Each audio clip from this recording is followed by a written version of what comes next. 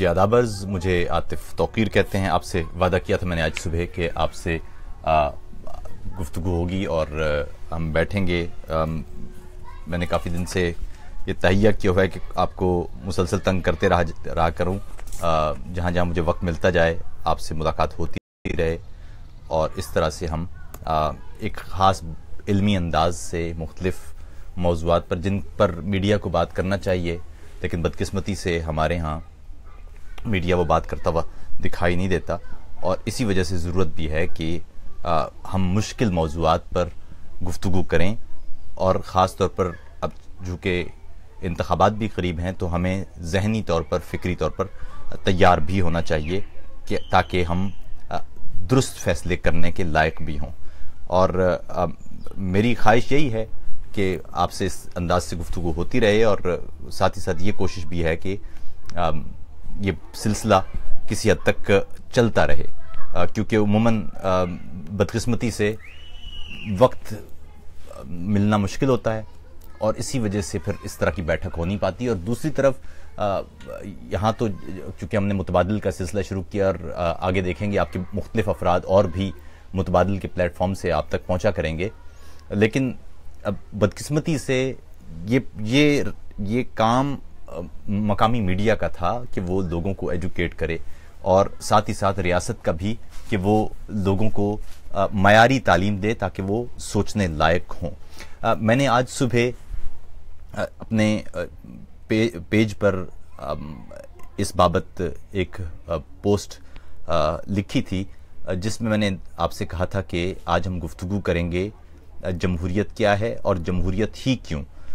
तो इस हवाले से मैंने आपसे कहा था कि अगर आपके जहनों में सवालात हों तो आप पूछ लीजिएगा। तो मैं इस प्रोग्राम में, इस बैठक में सिर्फ उन्हीं सवालात पर बात करूंगा और दीगर अहबाब से गुजारिश करूंगा कि वो साथ साथ रहें। आपके कमेंट्स देखने को मिलते रहते हैं तो अच्छा रहेगा कि एक भरपूर महफिल हमारी जम सकेगी। मैं अपने पेजेस पर इसको शेयर कर रहा हूं तो आप लोगों से भी गुजारिश है कि आप भी इस प्रोग्राम को आगे बढ़ा दें, क्योंकि ये बहुत अहम इसमें हम बात करने वाले हैं।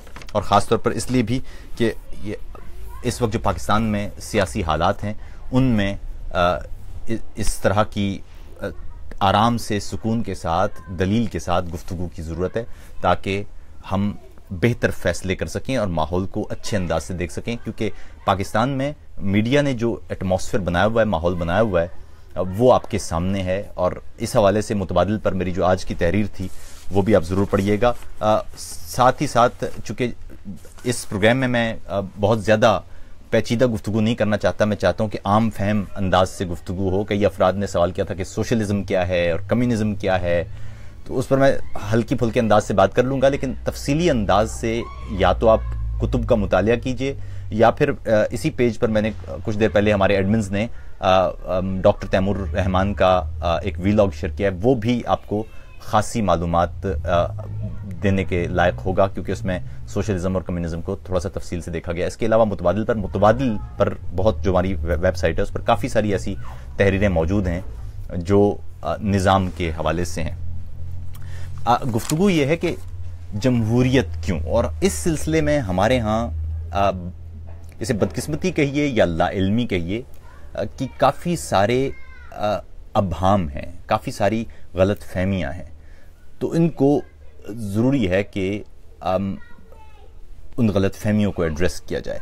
इस हवाले से जो आपके सवालात हैं मैं उनकी तरफ भी आऊँगा। मैं एक एक करके जो अहम सवालात हैं उन पर गुफ्तगू भी करूँगा, लेकिन इस वक्त पहले तो वो गलत फहमियाँ जो हमारे यहाँ उमूमी अंदाज से पाई जाती हैं उन पर गुफ्तगू करें। सबसे पहले तो सवाल ये करने की ज़रूरत है कि जमहूरियत है क्या, ये जमहूरियत शुरू कहाँ से हुई।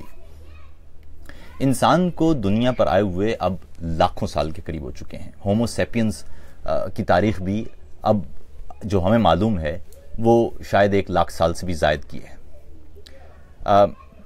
इस बीच में आइस एज आया और नेंदरथाल और बहुत सारे दीगर मामलात गुजरे हमारे ऊपर, लेकिन आप गौर करें तो पूरी इंसानी तारीख में एक मामला हमारे दरपेश रहा है और वो ये कि कभी कोई शख्स खुदा बन के हुकूमत करता रहा हम पर, कभी कोई शख्स मज़हब का नाम और बयानियाँ इस्तेमाल करके हम पे हुकूमत करता रहा, कभी मुख्तलिफ अंदाज से इंसानों ने खुद को खुदा बना के या खुद को मोतबर और मुअज़्ज़ज़ बना के और ख़ुद को गैर इंसान साबित करते हुए इंसानों पर हुकूमत की। मगर ये चलते चलते चलते सिलसिला हज़ारों साल की तवालत तय करते हुए, मसाफत तय करते हुए ये बढ़ता चला गया। और इस तरह एक वक्त आया कि इंसान ने इंसान को खुदा मानने से इनकार कर दिया। अब शायद किसी पॉकेट में किसी जगह पर कोई ऐसा मामला होता हो, लेकिन मजमूई तौर पर इंसान किसी दूसरे इंसान को खुदा मानने को ऐसा सच तैयार नहीं होता। जिस तरह पहले फ़राईन मिस्र होते थे और जिस तरह पुरानी यूनानी तहजीब या हिंदुस्तानी तहजीब में इंसान ही खुदा बन के मिल लिया करते थे और वो भगवान हो जाते थे या पूजे जाते थे। लेकिन इंसानी तहजीब जब आगे बढ़ गई तो फिर ये मुमकिन नहीं था। और इसी तरह मुख्तलिफ इस बीच में हुकूमत के निज़ाम भी हमारे सामने रहे। पहले जो खुदा होता था या अपने आप को कहलाता था वही उस इलाके का बादशाह भी बन जाता था, और वो जो कह देता था वो हरफ आखिर होता था। इसी तरह फिर उसके बाद हमने ये देखा कि कई लोगों ने खुद को मजहबी शख्सियात बनाकर सामने कर दिया, और फिर उन्होंने जो कहा फिर वो मानना पड़ गया। करते करते करते इंसानी तहजीब आज से 507 साल कबल एथेंस में शहरियों ने, ये 507 कबल मसीह की बात कर रहा हूँ मैं, यानी ईसा अलैहिस्सलाम की पैदाइश से भी 500 साल पहले, यानी आज से कोई लगभग कोई 3000 साल पहले, जब एथेंस में पहली दफ़ा शहरियों ने इंतखाबात करके या चूज़ करके अपनी हुकूमत बनाई थी, जो फैसले करती थी, जो कानून साजी करती थी, और वो रेंडमली चूज़ किया करते थे लोगों को हुकूमत के लिए और लोगों को अदालत के लिए। ये दो चीज़ें बड़ी अहम थीं उस तहजीब में। लेकिन उसमें भी ख़वातीन वोट नहीं डाला करती थीं, 20 बरस से कम उम्र के लोग वोट डाला नहीं करते थे, वो तमाम अफराद वोट नहीं डाला करते थे जिनकी उस इलाके में ज़मीन ना हो, गुलाम वोट नहीं डाला करते थे, गैर मुल्की भी वोट नहीं डाला करते थे। तो चीदा लोग होते थे जो ये तय किया करते थे कि इस मुल्क में हाकिम कौन होगा और इस मुल्क का जस्टिस कौन होगा। ये पहली दफ़ा ये यहाँ से शुरू हुआ था। और अगर आप डेमोक्रेसी देखें तो ये दो यूनानी लफ्ज़ों डेमो यानी अवाम और क्रातोस यानी स्ट्रेंथ या ताकत से निकला हुआ लफ्ज़ है। तो यानी अवाम की ताकत, यहाँ से ये मामला आगे बढ़ा था। फिर जमहूरियत मुख्तलिफ अदवार में आगे बढ़ती गई। यहाँ यूरोप में जो जिसको मिडल एजेस कहते हैं या डार्क एजेस के दौर में भी जमहूरियत थी, लेकिन उसमें भी तमाम लोग, तमाम माशरा वोट में हिस्सा नहीं ले सकता था। बहुत सारी कदगनें थीं, एक ख़ास तबका होता था जो तय करता था और वो फिर उसी तरह आगे बढ़ जाता था। यहाँ इस बीच में मैंने जो इस्लाम वाला मामला छोड़ा है अभी, उस पर मैं अभी तफसील से बात करूँगा, क्योंकि कुछ दोस्तों के सवालात हैं खिलाफत के एतबार से, तो उस पर मैं तफसील से बात करता हूँ बाद में। तो इसी तरह करते करते करते इन इलाकों में, ख़ास तौर पर यूरोप और मगरबी दुनिया के इलाकों में छोटे छोटे बादशाह हुआ करते थे, और वो बादशाह एक तरह की मजहबी शख्सियत भी होते थे, इसलिए कि उनके सरों पर ताज पोप रखा करते थे। वो जो कहा करते थे वो समझ लीजिए लोगों के लिए वो किसी खुदा के हुक्म की तरह ही होता था।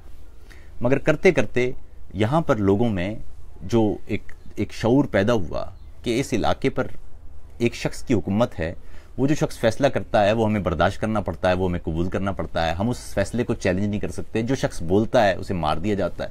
तो कोई रास्ता था नहीं लोगों के पास। ये गुफ्तगू शुरू हुई तो होते होते इस नहज पे पहुंची कि जब तक हम ये तय नहीं करेंगे कि ये इलाका एक शख्स यानी बादशाह का है या इस इलाके में रहने वाले लोगों का है, उस वक्त तक शायद हम इस माशरे को आगे नहीं बढ़ा सकेंगे। यूरोप में चूंकि हालात, जो मौसमी हालात हैं, वो भी सख्त थे और वसाइल भी वैसे नहीं थे जिस तरह के जनूब के खित्तों में हैं, तो इसलिए जो वसाइल थे वो वसाइल यहाँ के छोटे छोटे बादशाह और फिर उनके ऊपर जो एक बड़ा बादशाह था वो चूस लिया करता था। तो ये पूरा तरीका था। और इस बीच में मुख्तलिफ चाय खानों में, कैफ़े खानों में, स्कूलों में, हर जगह ये गुफ्तगू शुरू हो गई कि हमारे भी कोई हुकूक हैं या नहीं हैं। और ये करते करते करते ये इस नहज पे पहुंची कि लोगों ने रफ्ता रफ्ता अपने हुकूक हासिल करना शुरू किए, और एक तरह से जो फर्स्ट वेव ऑफ डेमोक्रेसी है, यानी जमहूरियत की पहली लहर, वो फिर इससे पैदा हुई। इसी तरह से आहिस्ता आहिस्ता चीज़ें, जो माशरे के मुख्तलिफ एलिमेंट्स थे, वो जमा होते गए और इस नतीजे पर पहुंचे कि माशरे को अगर आपने सबके लिए काबिल कबूल बनाना है, माशरे को आपने तरक्की देना है, तो इसमें माशरे के तमाम अनासिर को सियासी तौर पर शामिल करना पड़ेगा। इस तरह से चीज़ बढ़ते बढ़ते एक रियासत का जो मॉडर्न कॉन्सेप्ट है या जदीद जो तसव्वुर है वो पैदा हुआ, जिसके मुताबिक माशरे में इस किसी रियासत में मौजूद तमाम अफराद, उनका मज़हब, उनकी ज़ात, नस्ल, कौमियत, ज़ुबान, सकाफ़त कुछ भी हो, वो तमाम के तमाम अफराद सियासी तौर पर सियासी धारे में शामिल हों, अपनी सियासी राय दें और उनकी राय की बुनियाद पर वो नुमाइंदे चुने जाएं जो कानून साजी भी करें और मुल्क की पॉलिसियां भी बनाएं। ये था बुनियादी मामला जो जदीद जमहूरियत तक आया। अब इस मामले में हमारे यहाँ बहुत सारी गलत फहमियाँ हैं। एक तो ये कि हमारे यहाँ उमूमी जुमला ये सुनने को मिलता है कि यार आमरीत में तो हमें ये सब कुछ मिल जाता था, जमहूरियत में हमें कुछ नहीं मिलता, तो ऐसी जमहूरियत पर हम लानत भेजते हैं। ये लानत भेजने का लफ्ज़ हमने सुना। इमरान खान साहब ने भी कुछ अरसे पहले और उनकी जमात के बहुत सारे लोगों ने कुछ अरसे पहले कहा कि वो पार्लियामान पर ही लानत भेजते हैं क्योंकि पार्लियामान में ठीक लोग नहीं बैठे हुए। अच्छा, मामला ये है कि ये देखना पड़ेगा, गुज़िश्ता रोज़ भी जो गुफ्तगू हुई थी वो इसी बात पर हुई थी कि सबसे पहले आपको ये तय करना पड़ेगा कि क्या आप ये मुल्क एक ख़ास तबके के हवाले करना चाहते हैं, उसी को देना चाहते हैं, या आप ये समझते हैं कि ये मुल्क इस मुल्क में रहने वाले लोगों का है। सबसे पहले तो इस सवाल का जवाब आप खुद से पूछिए। अगर ये मुल्क इस मुल्क में रहने वाले लोगों का है तो फिर इस मुल्क की किस्मत और मुस्तकबिल के फैसले का वाहिद इख्तियार उस मुल्क में रहने वाले लोगों को होगा। अगर आप ये कहते हैं कि ये मुल्क इस मुल्क में रहने वाले लोगों का नहीं है तो फिर दूसरी सूरत में आप ये कह दीजिए कि फिर ये जो खास तबका है ये इसका मुल्क है और ये जो भी फैसला करेगा वो बादशाह की तरह हमें कबूल होगा। ये सादा सी बात है। माशरे में जब तक मौजूद तमाम अनासिर, तमाम इकाइयाँ, तमाम बरादरियाँ, तमाम नस्लें, तमाम सकाफ़तें और तमाम ज़ुबानें वो मिल के सियासी धारे में एक जैसी कुव्वत से, एक जैसे अमल के ज़रिए वो शामिल नहीं होते, उस वक्त तक माशरा तरक्की नहीं कर सकता। ये बड़ा सादा सा उसूल है। हमारे यहाँ दूसरा जुमला ये होता है कि जी मुल्क में शरई निज़ाम नाफिज करते हैं। अच्छा जी, बिल्कुल, लेकिन आप समझ लीजिए कि जो खिलाफत है ये ओहदा है, खिलाफत निज़ाम नहीं है। इसलिए कि हमें मालूम होना चाहिए, जज्बाती तौर पर तो हम कह देते हैं, लेकिन इसको ज़रा थोड़ा सा ठंडे दिमाग से नीचे सोचिए।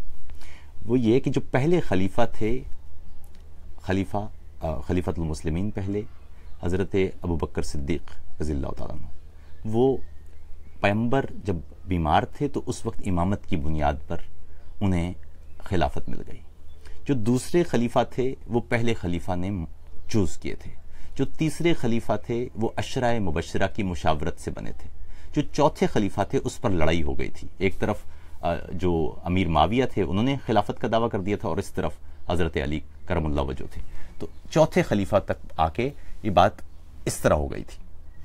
आपको समझना पड़ेगा कि इस वक्त हमारे यहाँ कोई भी ऐसा शख्स नहीं है जो ये दावा कर सके कि उसका किरदार सहाबा के बराबर होगा। आप इस वक्त ये दावा, यानी कोई ऐसा सोच भी नहीं सकता। दूसरा, आप ऐसा ये भी नहीं कर सकते कि आपके यहाँ अशराए मुबशरा मौजूद हैं जिनको ज़िंदगी में ही जन्नत की बिशारत दे दी गई है और वो तय कर लेंगे पूरे माशरे के लिए, क्योंकि वो तो नफ्स के एतबार से बाकी अफराद से गैर मामूली हद तक मुकद्दस और पाक हैं। ऐसा माशरा भी नहीं है आपका। फिर जब ऐसा माशरा नहीं तो फिर आप ये बताइए कि वो जो खलीफा ही आप कहना चाह रहे हैं उसको चूज़ कैसे करेंगे, उसको लाने का तरीका क्या होगा? क्या कोई आसमान से कोई मखलूक उतरेगी जो ये तय करेगी कि आज से ये शख्स खलीफा होगा?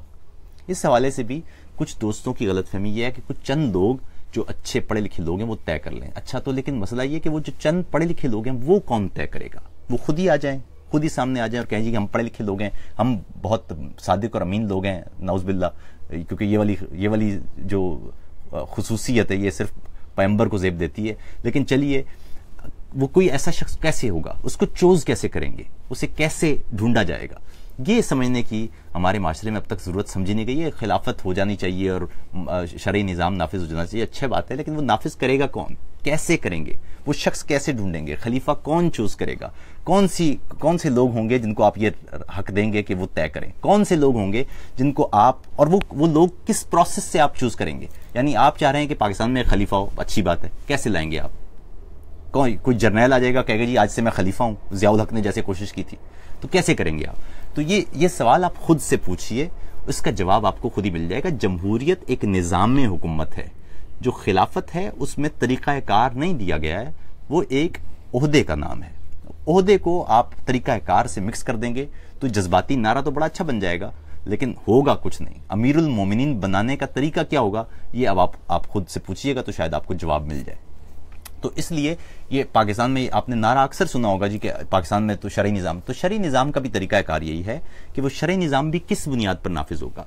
वो शरा जो शरा की जो तशरीहात हैं वो कौन सी वाली उस माशरे पर होंगी। वो अहले तशय्यो की मुख्तलिफ हैं, बरेलवियों की मुख्तलिफ हैं, देवबंदियों की मुख्तलिफ हैं, लेकिन वो किसको ये राइट देंगे कि ये वाला जो तशरीह है ये इस माशरे पर मुंतबिक होगी और ये वाली तशरीहात हम नहीं लेंगे। ये जब तक तय नहीं करेंगे आप, तो उसमें भी आप प्रोग्रेस नहीं कर सकते। तो इसलिए जैसे तालिबान थे, उन्होंने बंदूक रखी और उन्होंने कहा जी कि ये वाली तशरीहात, इसके अलावा जो भी होगा वो काफिर होगा। उनके नज़रिए के मुताबिक हम सब काफिर थे।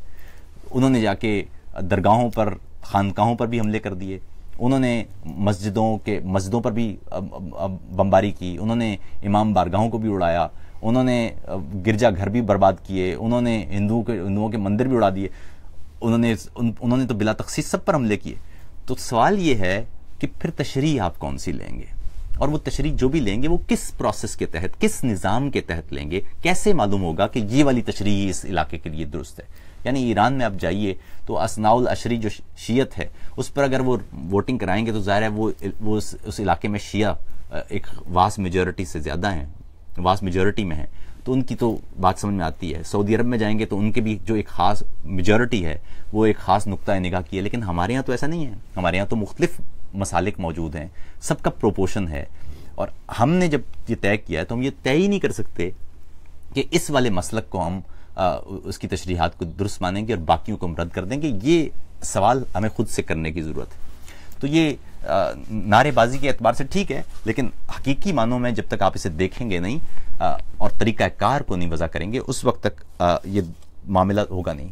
हम जो जमहूरियत की बात है, वो जमहूरियत ऐसा तरीक़ाकार है जिसमें तमाम अफराद को ये मौका दिया जाता है कि वो अपनी राय का इजहार करें। अच्छा, एक और गलत फहमी हमारे यहाँ ये है कि जी जो अवाम हैं वो तो चूंकि बिरयानी की प्लेट पर या खाने की प्लेट पर वो वोट दे देते हैं, तो इसलिए ज़रूरत नहीं है, वो तो जाहिल हैं। मैंने ये बात टेलीविज़न चैनल्स पर जो तज्जिया निगार किस्म के लोग हैं उनसे सुनी है।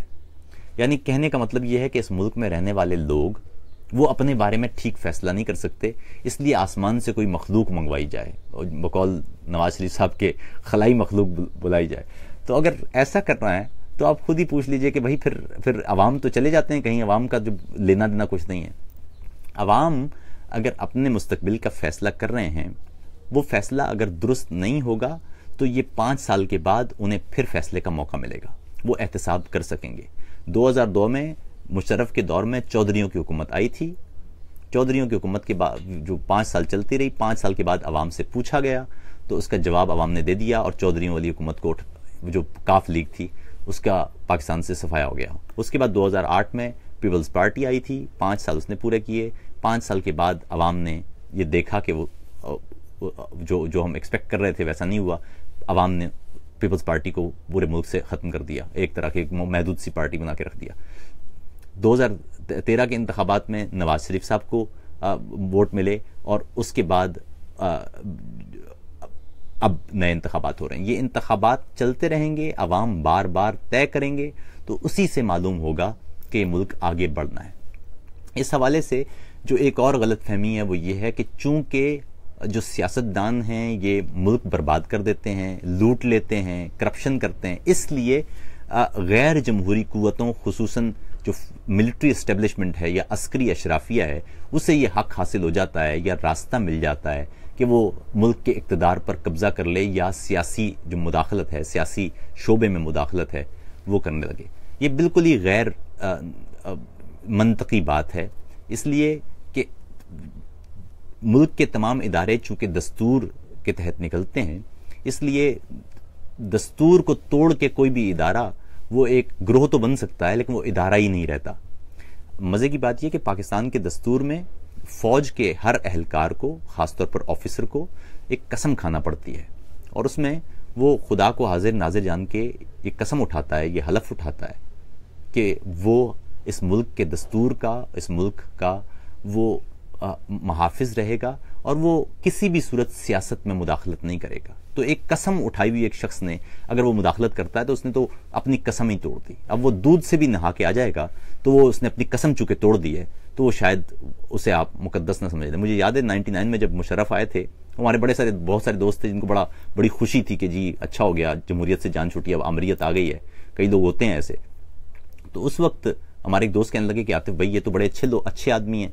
तो उस वक्त मैंने कहा था, हालांकि मेरी उम्र उस वक्त कोई 19 बरस के करीब थी, मैंने कहा था कि जो शख्स अपनी कसम को मान नहीं दे सकता, जो शख्स इस मुल्क के दस्तूर को, जिस दस्तूर ने उसे जर्नैल बनाया है, जिस मुल्क ने उसे इदारा बनाया था, उस दस्तूर को ही वो मान नहीं दे सका, तो अब वो बेशक दूध से भी नहा के आ जाए, वो कोई अच्छा आदमी नहीं हो सकता। जो शख्स अपनी कसम ही तोड़ दे, एक खुदा को हाजिर नाजिर जान के एक शख्स कसम खाता है और फिर वो तोड़ देता है, तो फिर वो अगर खुदा से खाई हुई कसम वो तोड़ सकता है तो फिर हमसे खाई हुई कसम या हमसे किए हुए वादों का कैसा एतबार उस पर किया जा सकता है। तो ये बुनियादी मामला है। एक और सवाल वो जो मेरे सामने था वो ये कि अगर जमहूरियत की आप बात करते हैं तो फिर जमहूरियत का मतलब तो फिर अक्सरियत की राय है, तो फिर अक्सरियत की राय जहां पर हो वहां पर अकलियत को आप कैसे तहफ़्फ़ुज़ देंगे? ये बड़ा अहम सवाल है।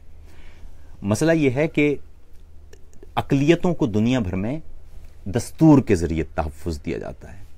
हमेशा दुनिया के हर दस्तूर में जब दस्तूर बनता है, कोई रियासत बनती है तो रियासत के फौरन बाद दस्तूर बनता है, और जब दस्तूर बनता है तो उसमें लिखा जाता है ये कि जो ऐसे तमाम अफराद जो अकलियत में आते हैं, किसी भी एतबार से अकलियत में, मजहबी अकलियत हो या सकाफत के एतबार से अकलियत हो या कोई भी अकलियत हो, उसे तहफ़्फ़ुज़ कैसे देना है।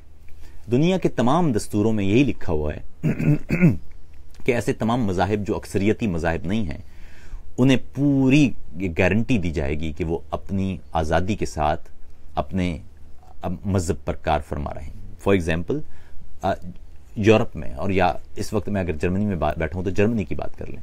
जर्मनी में लगभग कुछ मिलियन के करीब मुसलमान हैं। मजमूई तादाद जर्मनी की आबादी की कोई 8 करोड़ के करीब है। इसमें कुछ मिलियन, लगभग कोई 5-6 मिलियन के करीब गालिबन वो मुसलमान होंगे। तो जर्मनी का दस्तूर ये गारंटी करता है कि इनको मजहबी मुकम्मल तौर पर आज़ादी होगी, इनको हर सूरत में इनको मसाजिद बनाने की आज़ादी होगी, इनको मुल्क के दस्तूर के मुताबिक सियासी धारे में मुकम्मल तौर पर शामिल किया जाएगा, इनको प्रोटेक्ट किया जाएगा और इनका मजहब जो है उसे भी प्रोटेक्ट किया जाएगा। ये इस दस्तूर के ज़रिए इसको गारंटी कर दिया।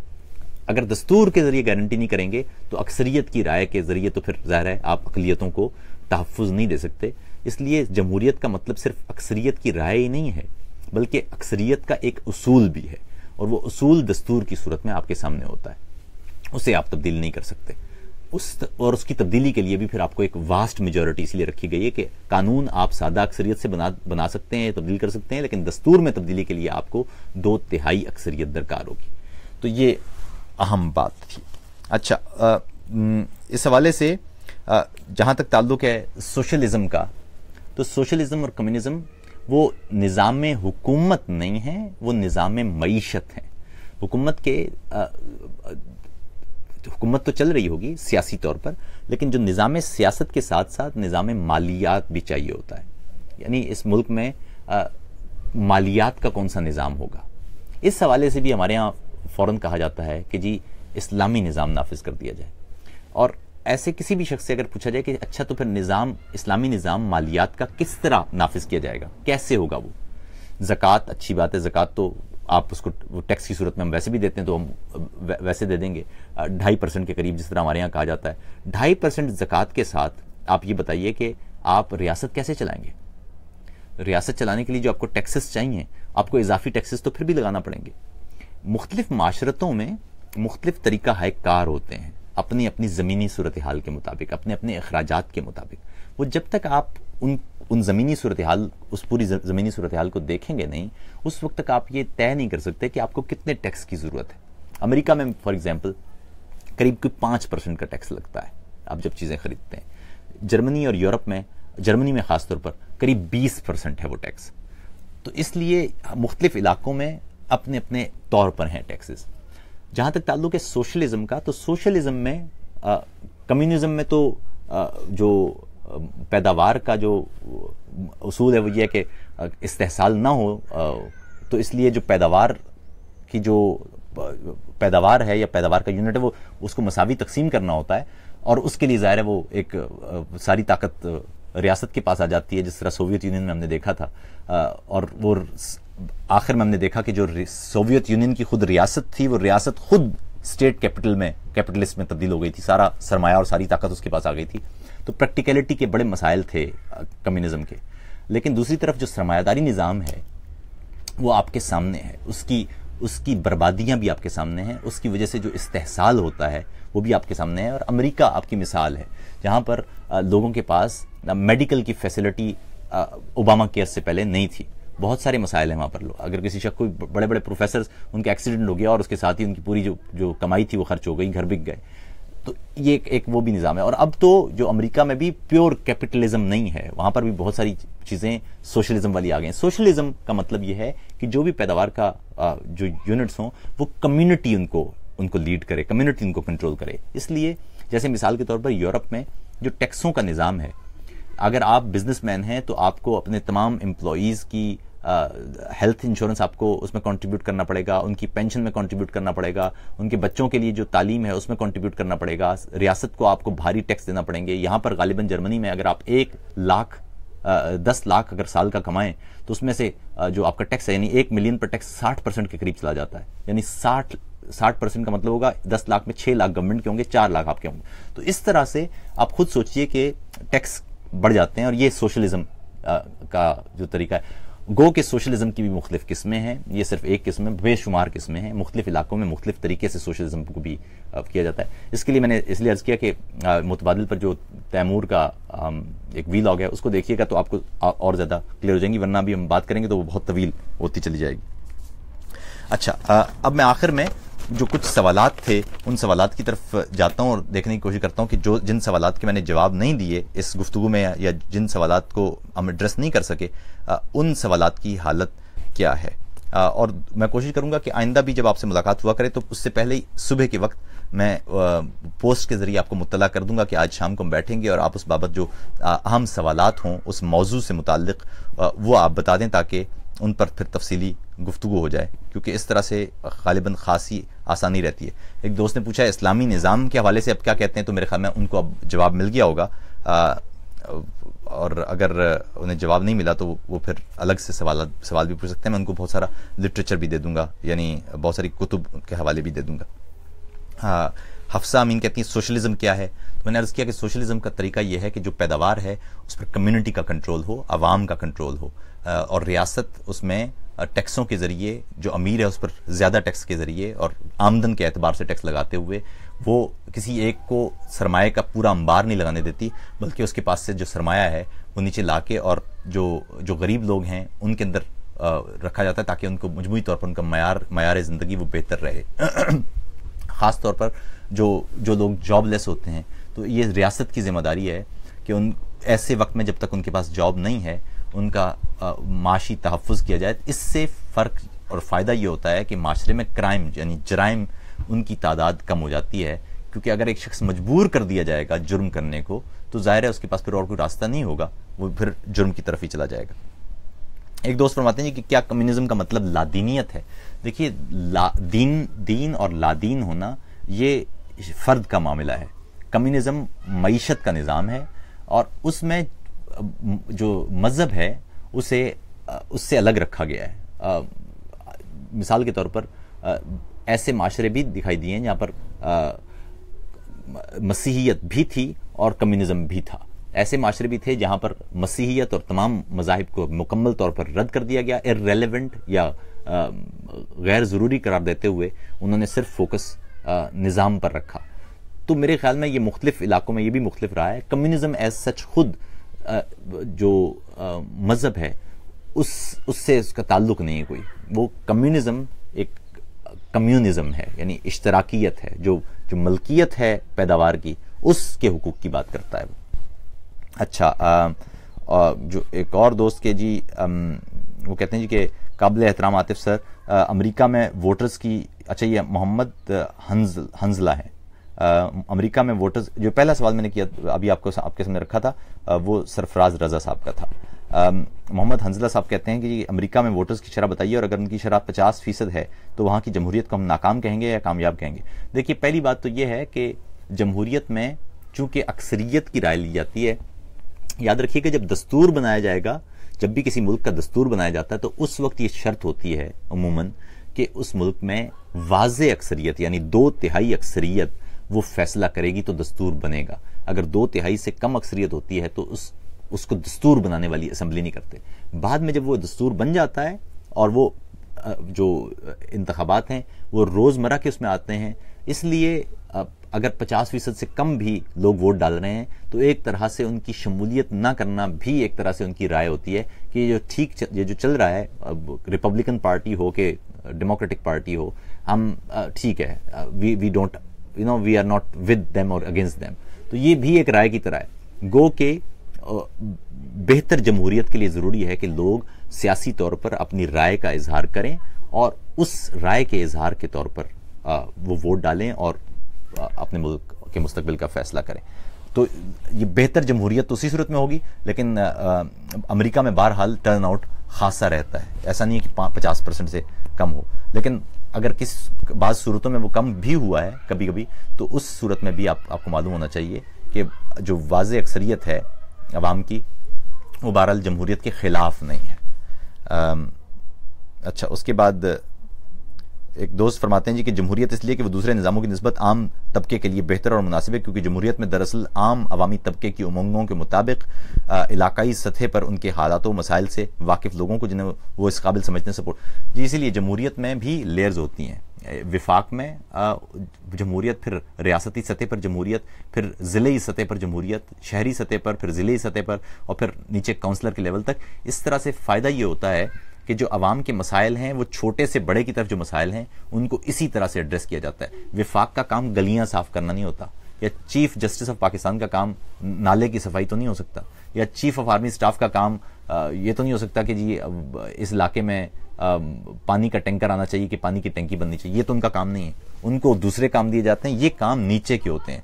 इसी तरह से शहर के लिए पानी की सप्लाई कैसे होगी, शहर में सड़कों का निज़ाम कैसे होगा, गार्बेज कलेक्शन किस तरह होगी, वेस्ट मैनेजमेंट किस तरह होगी, ये शहरी हुकूमत का काम होता है। उसी तरह रियासती सतह पर ये कवानीन बनाए जाते हैं कि इस इलाके में, इस सूबे में तालीम का निज़ाम किस तरह से होगा, निसाब किस तरह से पढ़ाए जाएंगे, ज़ुबानों को किस तरह से प्रोटेक्ट किया जाएगा, सकाफत को किस तरह, ये इस लेवल पे होता है। और फिर ऊपर का जो विफाक का लेवल है, वहाँ पर ये देखा जाता है कि खारजा पॉलिसी क्या होगी, दिफाई पॉलिसी क्या होगी, तालीमी पॉलिसी क्या होगी, ये सारा उस जगह देखा जाता है। तो मेरे ख्याल में जब तक ये जमहूरियत की भी लेयर्स हैं, उनको उन्हीं लेयर्स के तहत आप जब देखेंगे तो आपको बात वाज़ेह हो पाएगी। हमारे यहाँ तो ज़ाहिर है अभी तक वो है नहीं मामला उस तरह से, तो इसलिए हमें उम्मन समझ नहीं आती जमहूरियत की, क्योंकि जमहूरियत आज का निज़ाम तो नहीं है, इसमें तो सदियों से इंसान ने मेहनत करने के बाद इस नतीजे पे पहुंचा है कि जमहूरियत ही होना चाहिए। अच्छा, उसके बाद कुछ और सवालात में देख लेता हूं ताकि फिर उसके बाद आपसे रुख्सत ली जाए। एक दोस्त फरमाते हैं जी, हसन जान फरमाते हैं कि आदाब, एक सादा सा सवाल है, एक मुल्क को कैसे और किस तरह पुरअमन और तरक्की याफ्ता बनाया जा सकता है। देखिए, पुरअमन माशरा वो माशरा होता है जहां इंसान को बुनियादी हुकूक मिलते हैं, जहां रियासत एक फ़र्द के हुकूक मुहैया करती है और हुकूक मुहैया करने के बाद फ़र्द को ये कहती है कि वो रियासत के हुकूक पूरे करे। रियासत की कुछ जिम्मेदारियां हैं, जो रियासत की जिम्मेदारियां हैं वो फ़र्द के हुकूक हैं, जो फ़र्द की जिम्मेदारियां हैं वो रियासत के हुकूक हैं। ये दो तरफा मामला है। हमारे यहाँ ये मामला नहीं है। हमारे यहाँ रियासत जिम्मेदारियां आपसे पूरी लेती है, लेकिन अपनी जिम्मेदारियां अदा करने को तैयार नहीं है। रियासत का काम होता है तालीम को इंश्योर करना, रियासत वो नहीं कर रही।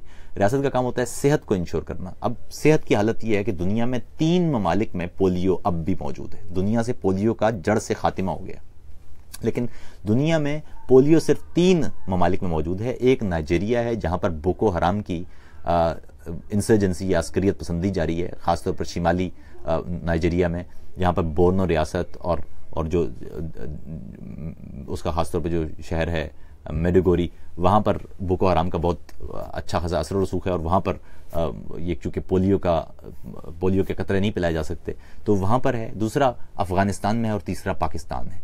भारत 1.5 अरब के करीब उसकी आबादी हो गई, 1.25 अरब के करीब। वहाँ पोलियो ख़त्म हो चुका, अक़वाम मुत्तहिदा उसको पोलियो फ्री कंट्री करार दे चुकी है। हम अब तक पोलियो फ्री कंट्री नहीं हुए। ये बदकिस्मती नहीं तो क्या है, बल्कि बेइज्जती नहीं तो क्या है कि पाकिस्तान से जब कोई शख्स जाता है तो WHO के मुताबिक उसे पोलियो वैक्सीन पिलाना पड़ती है ताकि वो सर्टिफिकेट लेके आए कि कहीं वो पोलियो का वायरस किसी दूसरे मुल्क में ना ले जाए। तो ये शर्म की बात है। मज़े की बात है कि खाना जंगी के शिकार शाम में भी जो पोलियो के कुछ केसेस नजर आए तो मालूम चला कि इन जो पोलियो के ये वायरस है इसका ओरिजिन पाकिस्तान और अफगानिस्तान है। तो इससे अंदाज़ा लगा लीजिए कि हम किस तरह से, सेहत का मामला ये है, सिक्योरिटी का मामला भी आपके सामने, तालीम का मामला भी आपके सामने। तो रियासत की जो जिम्मेदारियां हैं रियासत वो अदा करने को तैयार नहीं है। दूसरी बात यह कि अगर आप हुकूक के लिए निकलेंगे तो रियासत आपकी बात सुनने की बजाय, आपकी दस्तूरी डिमांड सुनने की बजाय उल्टा आपको डिसओन कर देगी, आपको कहेगी कि आप शायद किसी दूसरे मुल्क से या दूसरे सैयारे से हैं। तो ये मामलात हैं जिनकी वजह से हमारे बहुत सारे मसाइल हैं। तो अमन तो तभी होगा जब फर्द का और रियासत का मफाद जुड़ जाएगा, जब फर्द को मालूम होगा कि उसकी और उसके बच्चों की सलामती और मुस्तकबिल इस रियासत से वाबस्ता है, और रियासत को मालूम होगा कि मेरी सलामती और मेरा मुस्तकबिल इस कौम से वाबस्ता है। उस वक्त अमन होगा। जराइम खुद बहुत कम होना शुरू हो जाएंगे जब रियासत ख्याल रखेगी, जब रियासत लोगों को उस हद तक मजबूर नहीं होने देगी कि वो भीख मांगने लगें या जराइम का सोचने लगें। तो इसलिए आपको मालूम होना चाहिए कि जब रियासत जिम्मेदारियां पूरी करती है तो माशरे में खुद बहुत अमन होता है। मैं आपको बता दूं, स्कैंडिनेविया के बहुत सारे ममालिक हैं, नॉर्वे वगैरह, वहां पर जराइम की शरह इतनी गिर गई कि उन्होंने अपनी जेलें खत्म करके जर्मनी और हॉलैंड में जेलें किराए पर लेना शुरू कर दी हैं। उनके मुताबिक इतने सारी बड़ी बड़ी इमारतें हैं तो यहाँ पर हमें स्टाफ भी रखना पड़ता है, बिजली का भी खर्चा होता है। इससे बेहतर है कि वो जो चंद एक कैदी हैं वो दूसरे मुल्क में रखवा दिए जाए और अपनी जान छुड़ा ली जाए। तो वह अपनी कैद खाने बंद करते जा रहे हैं ना। वहां पर देखिए ना, हमारे यहाँ कहा जाता है सख्त से सख्त सजाएं दें ताकि लोग इबरत पकड़ें। मजे की बात है इन ममालिक में सजाए मौत भी नहीं है। मजे की बात है इनके जो जेलें हैं वो भी लगता है जैसे कोई होटल का कमरा है, लेकिन इसके बावजूद जराइम क्यों कम है? सऊदी अरब में सर कलम कर देते हैं, हाथ कलम कर देते हैं, लेकिन आपके सामने वहां पर जराइम की शरह कम नहीं है। वहां पर जराइम की शरह हर साल वहां पर कई सौ लोगों को सजाए मौत होती है। तो अब आप खुद सोचिए कि जराइम को खत्म करने का तरीका क्या होता है। हमारे यहाँ जब भी इस्लामी निज़ाम की बात की जाती है तो सबसे पहले कहा जाता है कि सजाएं नाफिज कर दें। हालांकि ये नहीं देखा जाता, मैंने इससे पिछले प्रोग्राम में भी आपसे कहा था कि हजरत उमर फारूक के दौर में एक लड़के को जब चोरी की सजा में हाथ काटने का हुक्म दिया काजी ने, और ये बात दरबार खिलाफत में पहुंची, तो उन्होंने कहा कि ये किस नोयत की चोरी की, क्यों चोरी की? तो मालूम चला कि उसने बहुत मजबूरी में चोरी की है। तो उन्होंने फरमाया था कि अगर ये मजबूरी में चोरी की है तो फिर उस गवर्नर के हाथ कटने चाहिए जिसके इलाके में ये था, क्योंकि मजबूरी में चोरी की है तो फिर वो चोरी नहीं है, वो मजबूरी है। तो इसलिए हमारे यहाँ सजा पर तो जोर ज्यादा रखा जाता है, ये नहीं सोचा जाता कि वो जराइम हो क्यों रहे हैं।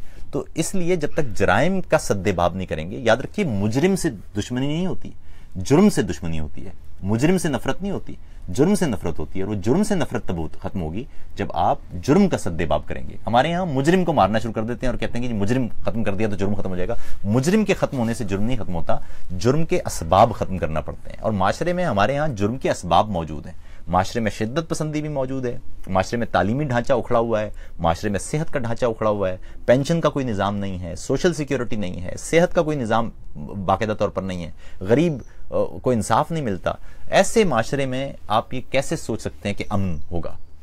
तो इसलिए ये अमन के लिए ज़रूरी है कि रियासत अपनी जिम्मेदारियां अदा करेगी जो उसकी जिम्मेदारियां हैं, और फिर वो अपने हुकूक बाकायदा तौर पर तलब करे।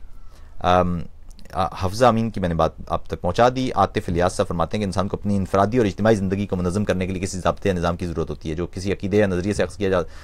मैंने इस बारे में, वो कहते हैं कि जैसे जमहूरियत और चाहे तो इल्हामी हिदायत की रोशनी में दिए गए अहकामात की ज़ब्ता याद बना ले, जैसे खिलाफत, वो ये कह रहे हैं कि जी उनकी राय में जो खिलाफत है वो बेहतर निज़ाम। मैंने आप इस पर तफसीली बात कर ली कि खिलाफत भी एक ओहदे, खिलाफत असल में एक ओहदे का नाम है।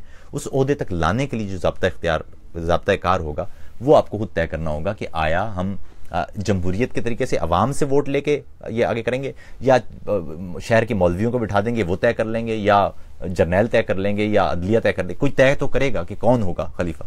तो ये आप खुद तय कर लीजिए, मुझे तो इस पर कोई तरह, मेरा काम था सिर्फ आपको बता देना कि जमहूरियत में आम शख्स की राय ली जाती है और उस आम शख्स की राय पर यह तय किया जाता है कि किसको मुल्क का इक़्तिदार देना चाहिए।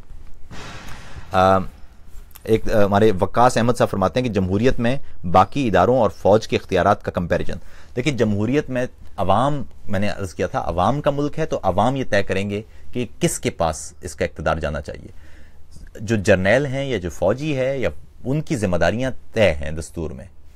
वो अपनी जिम्मेदारियों से अगर बाहर निकलेंगे तो वो किसी भी सूरत वो इदारा नहीं रहेंगे, वो जर्नैल भी नहीं रहेंगे।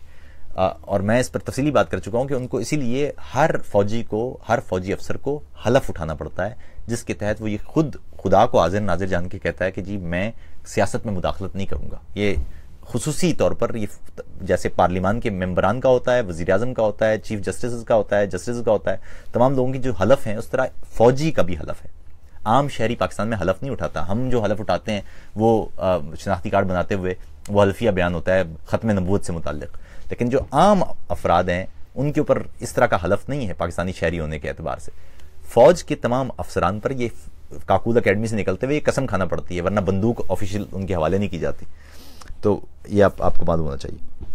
अच्छा, जमहूरियत, हमारे वसीम वसीर फरमाते हैं कि जी जमहूरियत के लिए अवाम मरती है और हुक्मरान एनआरओ लेके भाग जाते हैं। अवाम के पास न पानी है, न बिजली, न गैस, न तालीम, न रोटी, न कपड़ा। ऐसी जमहूरियत अवाम के किस काम की। तो ये मामला जमहूरियत का नहीं है, इन लीडरों का है। तो अगर आप जमहूरी तौर पर अच्छे फैसले करेंगे, कौम ठीक फैसले करेगी, तो ये खुद बहुत छन्नी से छन जाएंगे और आपके पास वाकई वो लोग बचेंगे जो वाकई आपकी खिदमत करने वाले होंगे। मामला यह है पाकिस्तान में कि हम ये बार बार इसकी मैं छोटी सी एक मिसाल देना चाहता हूँ। मिसाल इस तरह है कि आपके बराबर वाले घर में एक शख्स के पास आम है, आम का पेड़ है। आप देखते हैं कि उस पर बड़े मीठे मीठे आम लगे हुए हैं। आपके पूरे पड़ोस में भी आम है इसी तरह के, और आप ये कहते हैं कि जी हमें आम खरीदना पड़ते हैं, तो हमें भी आम हमारे घर पे भी होना चाहिए, क्योंकि जब वेदर ऐसा ही है, सब कुछ ऐसा ही है, तो फिर हमारे घर पे आम क्यों नहीं है। तो आप कहते हैं जी अच्छी बात है। तो आप भी गुठली ला के दाब देते हैं अपने सहन में, पानी भी डालते हैं, उसकी खिदमत भी करते हैं, उसे कड़ी धूप से भी बचाते हैं, ईंटे मीटे लगा के। वो जैसे ही पौधा उगता है तो आप कहते हैं यार अभी तक तो आम नहीं आए, साथ वाले घर में तो आम है, तो क्या करें। उन्होंने कहते हैं जी अच्छा पौधा तोड़ देते हैं। वो पौधा तोड़ देते हैं आप, और कहते हैं जी फिर आम खरीदना शुरू कर देते हैं। कुछ अरसे बाद फिर आपको ये ख्याल आता है कि जी आम नहीं है। वो जो पौधा लगाया है वो फल आपको नहीं देगा, वो आपकी अगली नस्ल को देगा, अगर आप उसे उसकी आबियारी आज करेंगे। दुनिया के तमाम ममालिक में जमहूरियत ऐसे नहीं आई। जमहूरियत एक पूरे निज़ाम के, एक पूरे तसलसल के जरिए आई है। ऐसा नहीं हो सकता कि आपने आज इंतखाबात दिए हैं और इंतखाबात में वोट डाला है और कल जमहूरियत आ जाएगी। इस तरह जमहूरियत नहीं है। Pakistan is not yet a democracy, it's in the process of democratisation. जिस प्रोसेस ऑफ जो डेमोक्रेसी है उसको डेमोक्रेटाइजेशन कहते हैं। तो हम उस डेमोक्रेटाइजेशन के प्रोसेस में हैं। We are in really in a transitional period. तो ये इस पीरियड से आहिस्ता आहिस्ता गुजरेंगे आप। अगर जमहूरियत का वो जो पौधा है उसको आपने बाहर निकाल के नहीं फेंक दिया, ये जब आप ये कर लेंगे कि ये पौधा आम नहीं दे रहा और उसको मैं निकाल के बाहर फेंक देता हूं, तो फिर आपको आम खरीदने ही पड़ेंगे। और फिर अगर आपने जमहूरियत का पौधा लगाने की कोशिश की, आम का पौधा लगाने की कोशिश की, तो फिर जीरो से शुरू होगा। वो दोबारा से आपको गुठली दबाना पड़ेगी और फिर वो जो लगाएगा उसकी अगली नस्ल फिर वो फल खा सकेगी। तो ये आप छोड़ दीजिए कि जमहूरियत 10 साल जमहूरियत के लिए नहीं होते। ये जमहूरियत की टर्मिनोलॉजी में 10 साल की कोई अहमियत ही नहीं है। आपको 50-60 साल तक मुसलसल जमहूरियत प्रैक्टिस करना पड़ेगी। ये फौज भी अपने दायरे के अंदर आ जाएगी, ये अदलिया भी अपने दायरे में आ जाएगी, मीडिया को भी अपना सारा रास्ता पता चल जाएगा। लेकिन इसके लिए आपको ठहराव के साथ चाहिए होगा। इदारे एक दिन में नहीं बनते। हाँ, आपको हर सूरत में कोशिश करना है कि इदारा टूटने कोई ना दे। जहां पर भी आपको लगे कि अदलिया अपना बुनियादी काम छोड़ के पर्चियों पर फैसले कर रही है, तो खड़े हो जाए। जहां पर आपको लगे कि मीडिया जो अपना free market place of ideas की डेफिनेशन है कि तमाम के तमाम ख्यालात को लाए, उसकी बजाय वो पर्चियों पर लिखी हुई खबरें पढ़ रहा है, उसे रोकें, उसके खिलाफ खड़े हों। ये है जमहूरियत का प्रोसेस। जब आपके इदारे टूट जाएंगे तो वो जो आम का जो गुठली दबाई है उसमें से पौधे की निकलने की रफ्तार गोके निकलता रहेगा, लेकिन रफ्तार बहुत कम हो जाएगी। उसे धूप से बचाना है आपने, उसे पानी भी देना है। उसके लिए खारा पानी इस्तेमाल नहीं करना, उसके लिए आपने मीठा पानी इस्तेमाल करना है। उसके ऊपर वक्त के साथ साथ अपने कीड़ों से बचाने का छिड़काव भी करना है। उसे थोड़ी सी उसको आपको उसमें खाद भी डालना पड़ेगी। तो ये पूरा करेंगे तो उसके बाद वो पेड़ तेजी से निकलेगा। और इस वक्त तक फौज अगर मुल्क के दस्तूर को तोड़ती है, जमहूरियत को नुकसान पहुंचाती है, कोई ये फौज के खिलाफ नहीं है ये बात। फौज के सामने आपको खड़े होना चाहिए कि आप हम आपकी बेशुमार तकरीम करते हैं, आपकी बेशुमार कुर्बानियां हैं, हम आपको जमहूरियत नहीं तोड़ने देंगे। ये पेड़ जो हमने उगाया है, ये अब हम हिलने नहीं देंगे इसको। अदलिया अगर गलत फैसले करती है और अदलिया अगर फौज के कहने पर या जर्नैलों के कहने पर फैसले करती है, उसके सामने भी आप ऐसे खड़े होंगे कि नहीं, ये मुल्क का हमने आपको दस्तूर दिया है, ये दस्तूर सब पर एक जैसा लागू करें, आप किसी को मत छोड़ें आप। और मीडिया अगर ऐसा करता है, आप उसके सामने भी खड़े होंगे, पूरी वाशगाफ अल्फाज में और आवाज में आप कहेंगे कि ये हम ऐसे नहीं होने देंगे कि जो मुख्तलिफ नुक्ता है निगाह की बजाय आप तयशुदा नुक्ता है निगाह पर आप बात करेंगे। ये है वो तरीका जिसके जरिए आप जमहूरियत को खड़ा कर पाएंगे। अगर ये तरीका आप रखेंगे तो जमहूरियत, वो जो गुठली है, वो तेजी से उसके निकलना शुरू हो जाएगी। हो सकता है आपकी उम्र जब ढले तो उस वक्त आप भी उसका फल खा लें, लेकिन ये मुमकिन नहीं है कि आपने आज गुठली दबाई है तो अगले दिन आपको आम भी मिलेगा। ये बात सोचना ही नाकाबिल फहम है। अच्छा जी, और कोई सवाल अगर है तो मैं देख लेता हूँ। एक हमारे पश्तून खान कहते हैं जमहूरियत नहीं, सिर्फ और सिर्फ शरीयत, परफेक्ट शरीयत। मेरे ख्याल में आपको इसका जवाब मिल गया होगा। एक और दोस्त फरमाते हैं जी कि जमहूरियत नहीं इनकलाब। अच्छा, इनकलाब को भी सुन लीजिए भाई। देखिए, बात यह कि दुनिया में जितने भी इनकलाब आए हैं उनकी तारीख पढ़ लीजिए। होता यह है कि जब भी रैपिड चेंज आता है, तेजी से एक चीज चेंज होती है माशरे में, तो असल में वो माशरा तब्दील नहीं होता, माशरे का एक ग्रोह वो तब्दीली लाता है। मगर मसला यह कि हम इंसान हैं, हमारी एक उम्र है। कोई पैगंबर भी लाममुतना ही उम्र का नहीं होता। जमीन पर उसकी उम्र वो तयशुदा ही होती है, उसको उसी उम्र के अंदर ही रहना होता है। होता यह है कि जब वो ग्रोह रफ्ता रफ्ता उम्र पूरी करके जब फौत हो जाता है, तो वो ना वो जज्बा बाकी रहता है वैसा ही, ना वो उतनी कुव्वत बाकी रहती है, तशरीहात नई नई आ जाती हैं। और करते करते करते हमने सुर्ख इनकलाब देखा था सोवियत यूनियन का, वो शुरू किस तरह हुआ था और आखिरकार करते करते वो किस इस्तेहसाल पर चला गया। मुख्तलिफ जगहों पर जितने भी इनकलाब हैं उनकी तारीख आप पढ़िए, तो वो 20-25 साल के बाद इनकलाब जो है वो उसमें मामलात आगे खराब हो जाते हैं। तो इनकलाब रैपिड चेंज का नाम है। माशरा रैपिड चेंज से, एकदम की तब्दीली से माशरा कभी भी तब्दील नहीं होता। माशरे की तब्दीली के लिए मुसलसल इर्तिका की जरूरत होती है। एक कौम ऐसी हो जिसके अंदर हर शख्स में यह अहलियत हो कि वो मुल्क के लिए, कौम के लिए वो फैसला कर सके। और ये यहां तक पहुंचने के लिए आपको तालीम का पूरा एक निज़ाम ठीक करना पड़ेगा, सेहत का निज़ाम ठीक करना पड़ेगा, और रियासत और फर्द के मफादात को मिलाना पड़ेगा। ये कोई और इसका सच रास्ता है नहीं। इनकलाब से इनकलाब आएगा, अब 10 साल तक आप फर्ज किया या 20 साल तक वो इनकलाब रहेगा, और उसके बाद फिर उस इनकलाब के नाम पर एक्सप्लॉयटेशन शुरू हो जाएगी।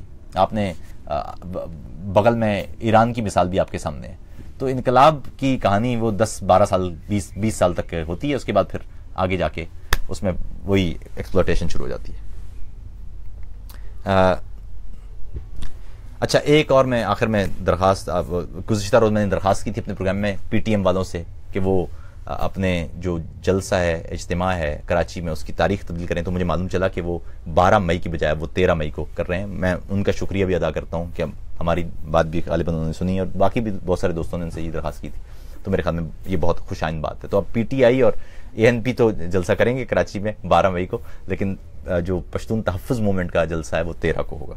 तो ये एक खुशाइन बात है, क्योंकि जो 12 मई के जो लोग 2007 में उस शहर में कत्ल हुए, उनका लहू वहाँ उस शहर में बिखरा, उसकी ज़मीन पर बिखरा, और उस रोज़ ना सिक्योरिटी इदारे मौजूद थे, ना रेंजर्स मौजूद थी, ना वज़ीर दाखिला मौजूद थे, ना नाज़िम कराची मौजूद थे, ना chief of army staff Musharraf साहब मौजूद थे, कोई नहीं मौजूद था। वो शहर एक लावारिस सा शहर हो गया था, और वहाँ पर हर तरफ सिर्फ मौत का खेल जारी था, लोगों के हाथों में जदीद असलिया था। तो उस इवेंट को आप इस अंदाज से मनाना कि वो उन हलाक होने वालों या कत्ल होने वालों को कि सोग की बजाय कोई और रंग इख्तियार करे, तो मेरे ख्याल में वो मुनासिब नहीं होगा। तो ये बड़ी अच्छी बात हुई, मुझे अच्छा लगा कि उन्होंने ये बात तस्लीम की और उस पर अमल किया। बहुत बहुत शुक्रिया आप तमाम लोगों का। अच्छी रही बैठक आपके साथ। इस बैठक को ज़्यादा से ज़्यादा अहबाब तक आप पहुँचा दीजिए। उससे फ़ायदा ये होगा कि जो पैगाम है, ये बैठक है, ये हम कोशिश करते रहेंगे कि हम आते जाएं और आपसे बैठक हो, तफसील से बात हो, ताकि इसी अंदाज से हम इल्मी तौर पर गुफ्तगू भी करें और एक दूसरे से सीखने का हमें मौका भी मिलता रहे। एक और चीज़ वो मैं अर्ज़ कर दूं, 200 बरस हो गए कार्ल मार्क्स को। आज हम मार्क्सिज्म की बात कर रहे थे तो उनका कार्ल मार्क्स का ताल्लुक जर्मन इलाके त्रियर से था, और जिस शहर में मैं रहता हूँ ये बॉन शहर है, और बॉन यूनिवर्सिटी में कार्ल मार्क्स ने उसके अब्बा को बड़ा शौक था कि वो कानून पढ़े, तो कार्ल मार्क्स ने जिस यूनिवर्सिटी में दाखिला लिया था वो बॉन यूनिवर्सिटी थी, मगर कार्ल मार्क्स का दिल यहाँ नहीं लगा और फिर वो फ़लसफ़े के लिए वो बर्लिन चले गए, तो फिर बाकी उन्होंने तालीम बर्लिन में हासिल की थी। तो ये बताना भी ज़रूरी है कि कल उनके 200 बरस गालिबन मुकम्मल हुए, तो बहुत सारे दोस्त उस हवाले से चीज़ें भी शेयर कर रहे थे। बहुत बहुत शुक्रिया आप तमाम लोगों का। आपसे दोबारा मुलाकात होगी। इस पैगाम को, मेरा पैगाम मोहब्बत है, जहाँ तक पहुँचे। आदाब अर्ज़।